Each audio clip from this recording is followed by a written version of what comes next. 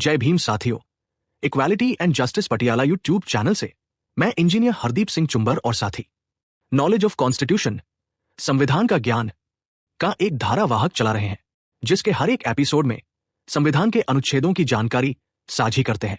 आज आप भारत के संविधान का अध्याय 5 संघीय न्यायपालिका की वीडियो देखेंगे। आप अपने चैनल को प्लीज लाइक और सब्सक्राइब करना ना भूलें। पिछले अनुच्छेद में राज्यपाल के पद की शर्तें और परिलब्धियां की अनुच्छेद 158 नॉलेज ऑफ कॉन्स्टिट्यूशन 86वीं वीडियो बनाकर इसके अनुच्छेदों की जानकारी साझा कर चुके हैं। आज हम इस अध्याय के अंतर्गत आज के एपिसोड में राज्यपाल की शपथ और प्रतिज्ञान 87वीं वीडियो बनाकर इसके 159वें अनुच्छेद की जानकारी साझा करेंगे।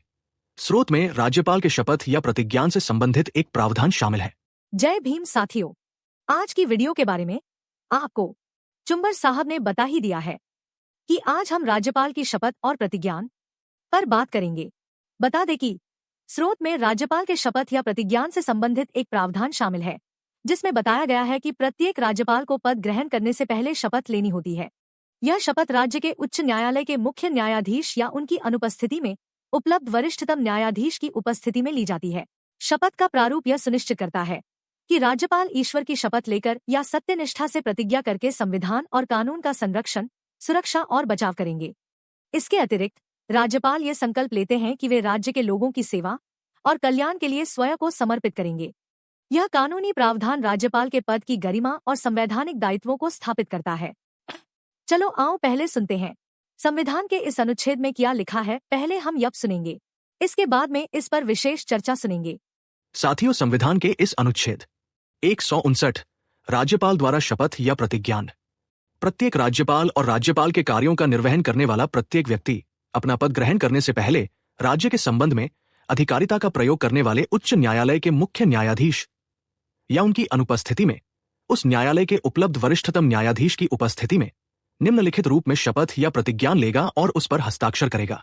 अर्थात मैं ईश्वर की शपथ लेती हूं कि मैं राज्य का नाम के राज्यपाल के पद का निष्ठापूर्वक, सत्यनिष्ठा से प्रतिज्ञा करूंगी या राज्यपाल के कार्यों का निर्वहन करूंगी और अपनी पूरी क्षमता से संविधान और कानून का संरक्षण, सुरक्षा और बचाव करूंगी और मैं राज्य का नाम के लोगों की सेवा और कल्याण के लिए स्वयं को समर्पित करूंगी। कभी सोचा है जब कोई गवर्नर अपना पद संभालता है तो वो कौन से शब्द बोलता है? वो शब्द जो उनके पूरे कार्यकाल की, आप कह सकते हैं, नींव रखते हैं। आज हम भारतीय संविधान में दी गई गवर्नर की शपथ के उन्हीं शक्तिशाली शब्दों के पीछे के गहरे मतलब को समझने वाले हैं। और हाँ, यह सिर्फ एक रस्म नहीं है, ये एक अटूट वादा है। तो चलिए सबसे पहले शपथ के इस सबसे दमदार हिस्से को देखते हैं। मैं अपनी पूरी क्षमता से संविधान और कानून का संरक्षण, सुरक्षा और बचाव करूंगा। जरा इन शब्दों का वजन देखिए। ये अपने आप में इस पद की सबसे बड़ी और सबसे गंभीर जिम्मेदारी को सामने रख देते हैं, है ना? ये एक ऐसा वादा है जो गवर्नर के हर फैसले, हर कदम की दिशा तय करता है। तो ठीक है, अब जरा इसमें और गहराई से उतरते हैं।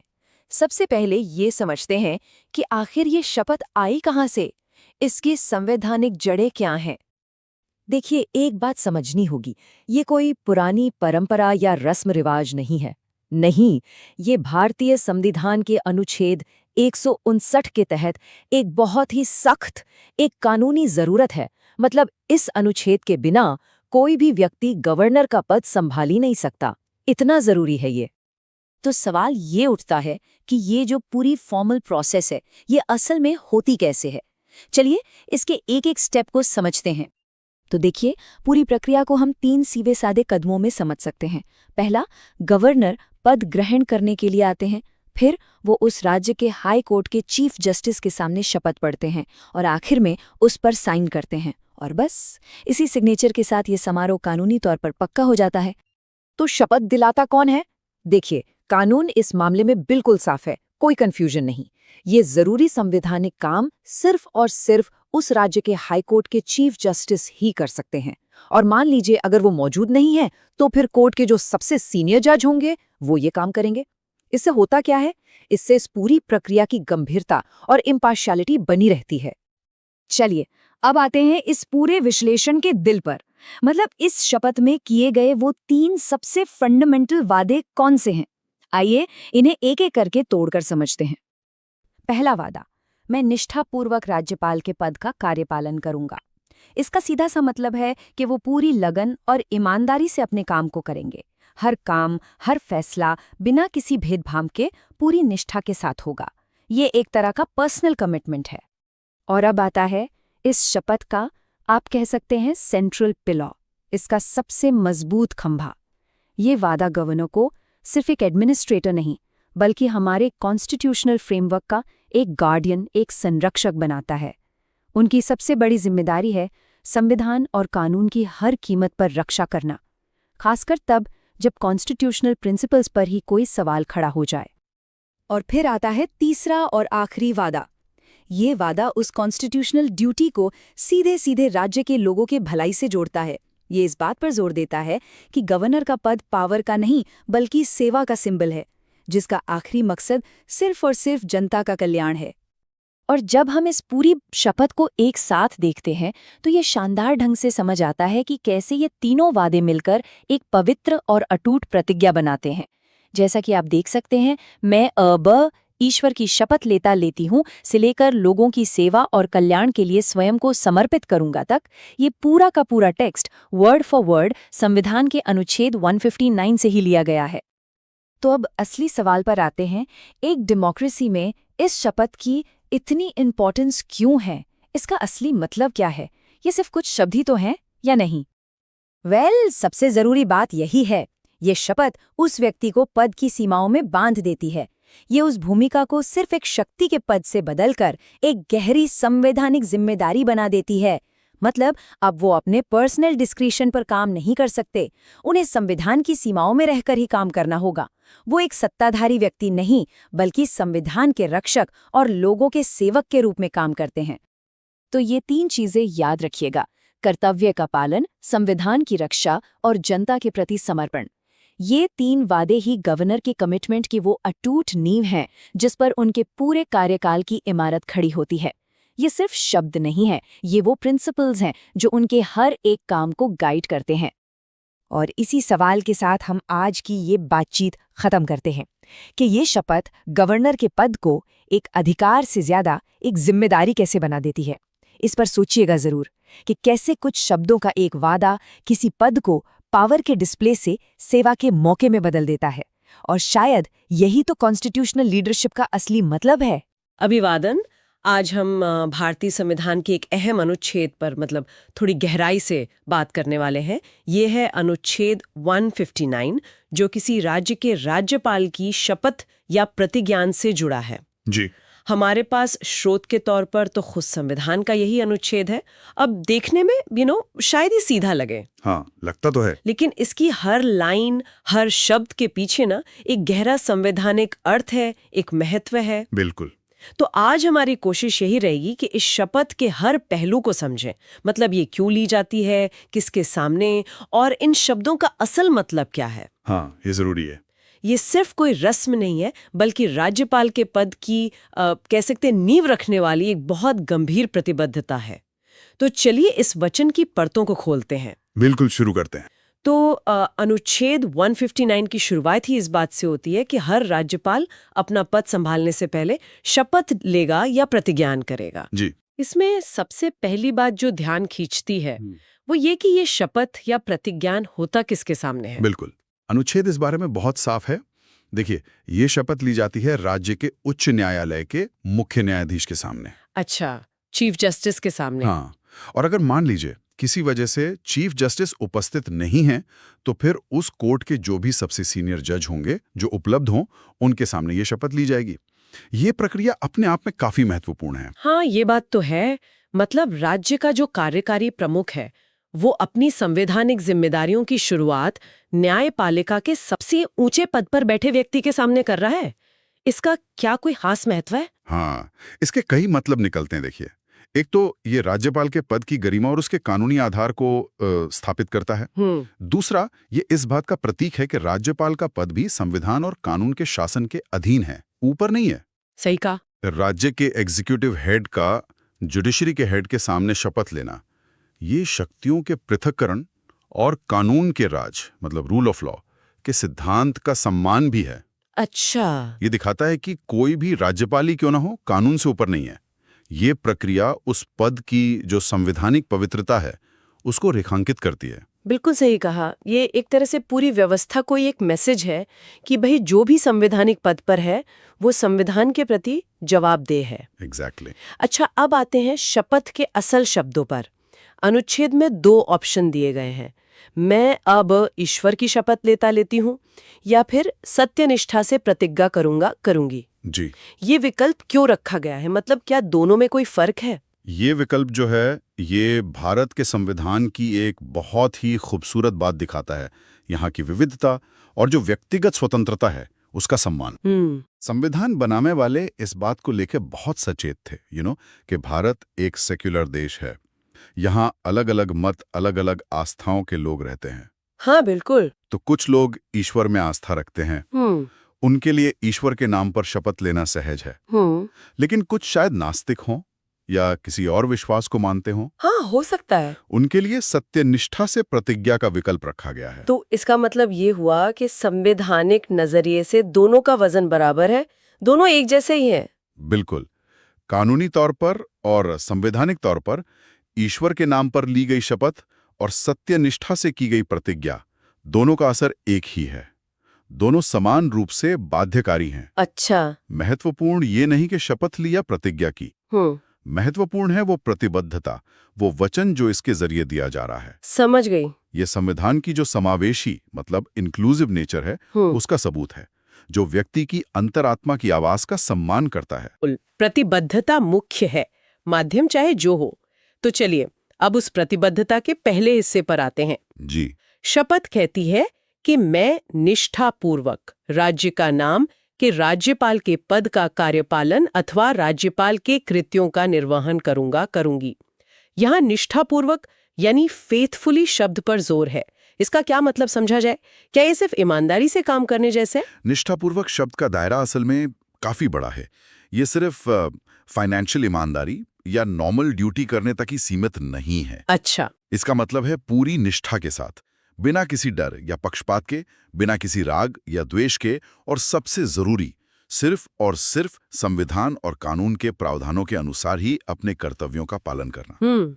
इसमें एक अंदरूनी अपेक्षा ये भी है कि राज्यपाल अपनी व्यक्तिगत पसंद नापसंद या किसी पॉलिटिकल झुकाव से ऊपर उठकर पूरी तरह से अपनी संवैधानिक भूमिका के लिए समर्पित रहेंगे। ये राज्यपाल के पद की जो गैर राजनीतिक प्रकृति है उस पर भी जोर देता है, क्योंकि नियुक्ति तो केंद्र सरकार करती है, तो ये अपेक्षा तो और भी जरूरी हो जाती है।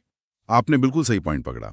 निष्ठापूर्वक काम करने का मतलब यही है कि राज्यपाल राज्य के संवैधानिक प्रमुख के तौर पर काम करेंगे, किसी पॉलिटिकल पार्टी के नुमाइंदे के तौर पर नहीं। हाँ। उनसे उम्मीद की जाती है कि वो पार्टी पॉलिटिक्स के दबाव से मुक्त रहें, सिर्फ संविधान और राज्य के हित में फैसले लें। जैसे मान लीजिए विधानसभा ने कोई बिल पास किया, उसे सहमति देनी है या नहीं, या मुख्यमंत्री किसे नियुक्त करना है, या फिर राज्य में अगर संवैधानिक मशीनरी फेल हो रही है तो उसकी रिपोर्ट भेजना। हर कदम पर उनसे यही निष्ठापूर्वक मतलब संवैधानिक निष्ठा के साथ काम करने की उम्मीद की जाती है। ये वाकई एक बहुत ऊंचा आदर्श है और पद की जिम्मेदारी को दिखाता भी है। लेकिन शपथ का अगला हिस्सा, वो तो मुझे इससे भी ज्यादा वजनदार लग रहा है। कौन सा? वो कहता है तथा अपनी पूरी योग्यता से संविधान और विधि का परिरक्षण, संरक्षण और प्रतिरक्षण करूंगी। हाँ। परिरक्षण, संरक्षण और प्रतिरक्षण, प्रिजर्व, प्रोटेक्ट एंड डिफेंड, ये 3 शब्द तो बहुत एक्टिव रोल की तरफ इशारा कर रहे हैं। मतलब सिर्फ संविधान को मानना नहीं, उससे कहीं आगे की बात लग रही है ये। निश्चित रूप से ये 3 शब्द प्रिजर्व, प्रोटेक्ट एंड डिफेंड ये राज्यपाल की भूमिका का सार हैं, एसेंस हैं। ये पैसिव ओबेडियंस मतलब सिर्फ आज्ञा पालन की बात नहीं करते हैं, ये एक्टिव गार्डियनशिप यानी सक्रिय संरक्षण की बात करते हैं। अच्छा, थोड़ा और समझाएंगे इसे? हाँ, देखिए, परिरक्षण का मतलब है संविधान को उसके मूल रूप में बनाए रखना, उसमें कोई कमी या बिगाड़ ना आने देना। ठीक है। संरक्षण का मतलब है उसे बाहरी खतरों या अतिक्रमणों से बचाना। और प्रतिरक्षण? और प्रतिरक्षण का मतलब है संविधान पर अगर कोई हमला हो रहा है तो उसका सक्रिय रूप से सामना करना और उसे रोकना, उसे डिफेंड करना। तो इसका मतलब ये हुआ कि अगर राज्यपाल को लगता है कि राज्य सरकार का कोई काम या विधानसभा का कोई कानून संविधान के हिसाब से सही नहीं है, उसका उल्लंघन कर रहा है, तो उनका ये संवैधानिक कर्तव्य है कि वो दखल दें। बिल्कुल, यही इन शब्दों का प्रैक्टिकल मतलब है। राज्यपाल सिर्फ मूक दर्शक नहीं बने रह सकते। संविधान ने उन्हें कुछ शक्तियां भी दी हैं, जिनका इस्तेमाल वो इस कर्तव्य को निभाने के लिए कर सकते हैं।